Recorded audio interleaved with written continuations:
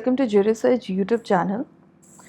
सो since अगर आप जून 2025 attempt की प्रिपरेशन कर रहे हैं for UGC net exam law subject, then this is a very right time to start your preparation, right? Do not, if you have already attempted the January 1, right, जो भी आप December 2024 का अगर आपने अभी हाल फिलहाल में अटैम्प्ट किया है, राइट, और आपका अगर पेपर बहुत अच्छा गया है then it's good, you can wait for the result. लेकिन अगर आपको डाउट है, right, then do not wait for the result. आप अभी से ही थोड़ा थोड़ा प्रिपरेशन अपना करना स्टार्ट कर दीजिए and it's just you have to revise the things again, ठीक है ना।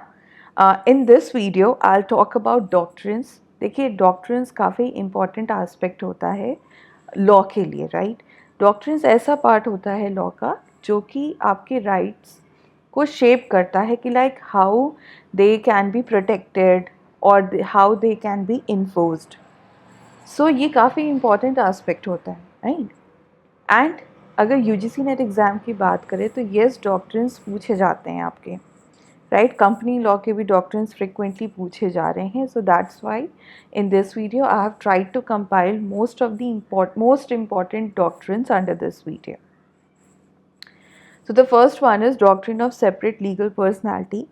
So नाम को ही देख के पता चल रहा है कि इस डॉक्ट्रिन का मतलब है कि जो कंपनी है उसकी पर्सनालिटी, उसकी आइडेंटिटी बिल्कुल अलग होती है from its directors, from its share holder और फ्रॉम इट्स मेंबर, ठीक है। तो कंपनी की पर्सनालिटी अलग है।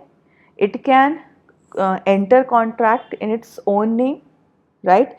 It can sue the third party or it can be sued by the third parties or any kind of party.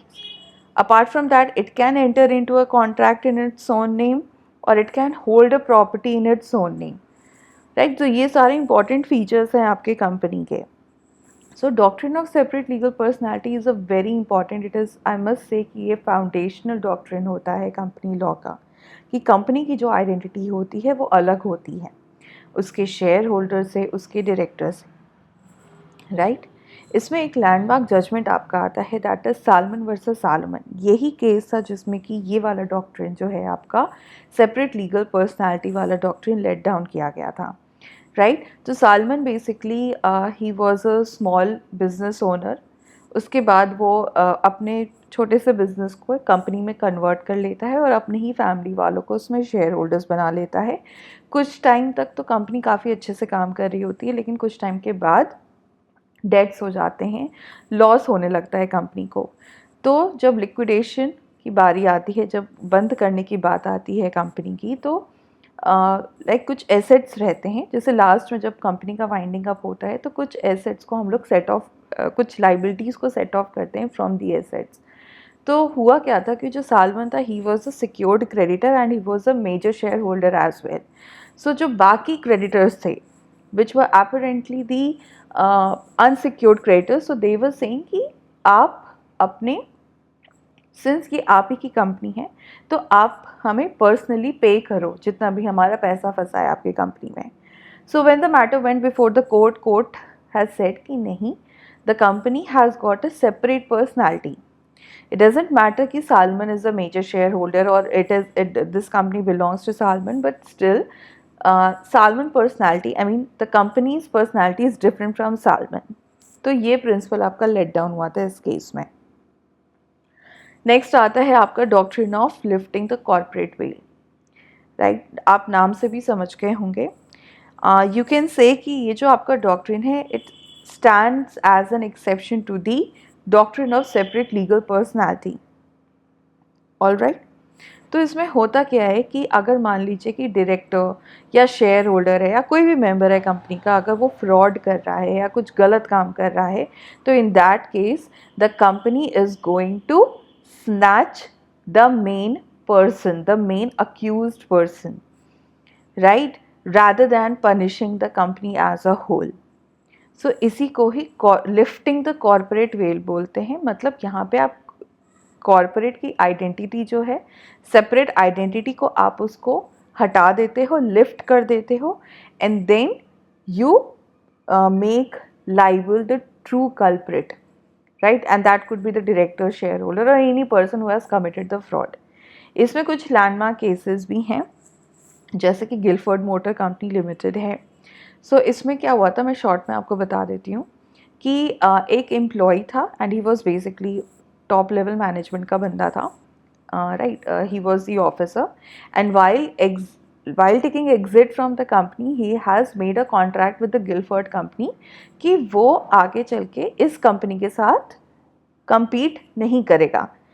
लेकिन बाहर निकलने के बाद उसने नई कंपनी खोल ली, ठीक है, उसी सिमिलर बिजनेस में, और अपनी वाइफ को वहाँ पे ओनर बना दिया, right? So in that situation, when the matter went before the court, yes, the court has applied the doctrine of lifting the corporate veil. Second case है आपका Daimler company limited versus continental tyre and rubber company. ये भी देखिए दो companies की बात है। एक आपका जो डैमलर कंपनी है that belongs to the German company, I mean that was a German company, and Continental tyre आपका यूके कंपनी था, राइट। एक बार आप लोग भी क्रॉस चेक कर लीजिएगा। सो हुआ क्या था कि जब war, when the war broke out between these company, right, तो जो यहाँ पे एक लाइबिलिटी अराइज हुई थी कि क्या आप एनिमी कंपनी के साथ आप ट्रांजैक्शन कर सकते हैं कि नहीं कर सकते हैं। तो court held no you can not, right, because since Daimler company it was a German company, और उस टाइम पे जब वॉर ब्रेकआउट हुआ था तो फिर येस इट वाज लाइक कोई ट्रांजैक्शन नहीं करना था एनिमी कंपनी से। The third one is Dinshaw Maneckji company, Dinshaw Maneckji case. So इसमें क्या हुआ था कि जो ये थे दिनशा मानेक जी, इन्होंने काफ़ी प्रॉफिट कमाया था अपने कंपनी में। तो इन्होंने क्या किया था, just to avoid the taxation, tax evasion करने के लिए इन्होंने उसी पैसे को दिखा दिया कि इनकी 2-3 और कंपनी है, 3 आई गेस और कंपनी है, और उसी में ही वो अकाउंट्स में शो कर रहे थे कि मैं लोन ले रहा हूँ, मैं लोन दे रहा हूँ इस कंपनी में, right. So he was showing the transactions like this. तो जब ये मैटर केस कोर्ट में गया, यस कोर्ट सेड कि या just to evade the tax you are actually playing with all these kind of transactions, hence ये वाला doctrine आपके पे लगेगा and you will be liable to pay the tax. So ये मैंने शॉर्ट में बताया है। अगर आपको डिटेल में जानना है about these landmark cases, you can write down in the comment section box. I will make a separate video on these kind of cases. The third doctrine is doctrine of ultra vires. Ultra vires आप लोग को पता होगा कि when the company acts beyond its memorandum, right, that act will be null and void. क्योंकि जो memorandum है आपका, ठीक है, जो कंपनी का जो मेमोरेंडम ऑफ एसोसिएशन होता है वो डिफाइन करता है कि कंपनी की पावर क्या है, वो लिमिट करता है। It set the boundaries for the company powers. अगर उसके बाहर कंपनी काम की या कंपनी का एक्ट गया तो वो अल्ट्रा वायर्स होगा, और वो एक्ट रेटिफाई भी नहीं हो सकता है बाय द शेयर होल्डर और बाय द डायरेक्टर, कोई उसे रेटिफाई नहीं कर सकता, राइट। तो ये आपका सिंपल सा डॉक्ट्रिन है। इसमें एक लैंडमार्क केस आया था, that was Ashbury railway carriage and iron company limited. So इस केस में बेसिकली क्या हुआ था कि जो आप कंपनी का नाम देख रहे हैं, इन्होंने अपने ऑब्जेक्ट क्लॉज में लिखा था, ठीक है, which is a part of your memorandum, कि इनका लाइक हायर, सेल, ऐसे ऐसे करके 2-3 चीज़ें इन्होंने लिखी थी, लैंड, हायर, बोरो, सेल, ऐसे करके रेलवे कैरियज इनका काम था, right, that was the object of this company. But इन्होंने थर्ड पार्टी विच इज़ यहाँ पे रीचे है या रीशे है, जो भी आप प्रोनाउंस कर लें, इस पार्टी के साथ इन्होंने अलग टाइप का कॉन्ट्रैक्ट कर लिया था। कैसा कॉन्ट्रैक्ट कर लिया था, related to the financing of the railway carriage, जो कि उनके ऑब्जेक्ट क्लॉज में था ही नहीं। So when the matter went before the court, obviously court has said कि since whatever the contract you have entered with the party, it is beyond your object clause, hence this act will be considered as ultra vires. Now the next doctrine is doctrine of indoor management. So ये काफ़ी simple doctrine है। इस doctrine के according ये rule बनाया गया है कि सिंस जो थर्ड पार्टीज़ हैं, जो आउटसाइडर्स हैं, जो कंपनी के साथ कॉन्ट्रैक्ट एंटर करना चाहते हैं, राइट, तो वो they are not suppose to know the actual internal proceedings which has been happening within a company. तो जो थर्ड पार्टीज है वो आपके AOA एंड MOA पढ़कर आते हैं, ठीक है। तो जो भी इंफॉर्मेशन आपने अपने डॉक्यूमेंट्स में दी है वो वही अज्यूम करेंगे कि हाँ it is true, and you people, I mean the company is actually following up all those thing. तो वो अपने आप से ड्यू डिलिजेंस नहीं अंदर से करेंगे, ठीक है, अंदर आके नहीं करेंगे कंपनी में।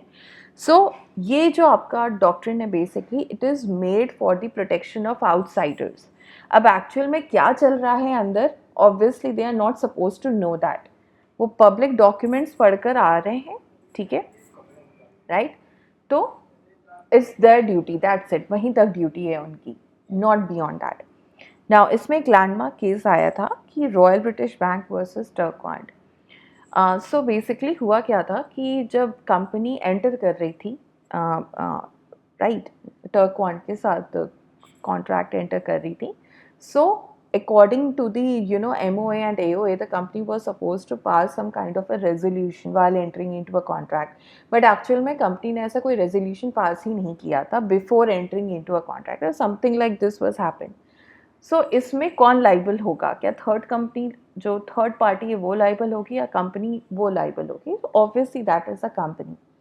Okay, so indoor management is basically made for the protection of outsiders, right? Because they are not supposed to know that what is the actual internal proceedings happening within a company. इसी doctrine के just opposite एक आपका constructive management constructive notice आता है. Let's just see it.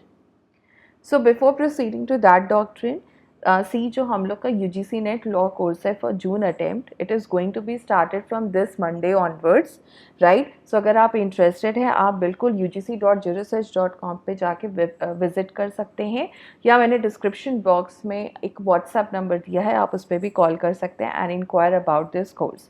सो इस course में basically आपको live lectures दिए जाएंगे for both the papers, study material आपको मिलेगा, मॉक्स मिलेंगे which is based on the recent year pattern, और ये सारी चीज़ें आप 24/7 एक्सेस कर सकते हैं either from your laptop, mobile, right, या कोई भी गैजेट से. Now, coming to the last one, which is the doctrine of constructive notice. So, it is just opposite of indoor management. So, constructive notice का मतलब यही है कि देखिए जो कंपनी के दोनों documents which is MOA and AOA, ये आपको पब्लिकली अवेलेबल होते हैं रजिस्ट्रार के पास. आप अगर कंपनी के साथ कोई भी कॉन्ट्रैक्ट करने में इंटरेस्टेड है then you are suppose to go through these documents, right. आप so this is a kind of a constructive notice which is provided to the third party. अब आपसे कुछ मिस आउट हुआ है, आप अगर कुछ अपना अलग से प्रिज्यूम करके जा रहे हैं तो वहाँ पे उस केस में कंपनी की लाइबिलिटी नहीं होगी. So indoor management is for the protection of outsiders. Constructive management on the other hand is for the protection of company. Company ने अपनी तरफ से ऑलरेडी आपको नोटिस दे दिया है. It's a kind of a constructive notice in a form of MOA and AOA कि भाई देखिए इनका यही पावर है, ये इस बिजनेस में डील करते हैं, ये इनका इंटरनल मैनेजमेंट है, राइट. अब बाकी आगे का decision obviously it is relied upon the third party. So this is it. This was some of the important doctrines under Companies Act. Thank you for watching this video. Do like and share this video with your friends, and do not forget to subscribe to Jurissearch channel to get the further updates.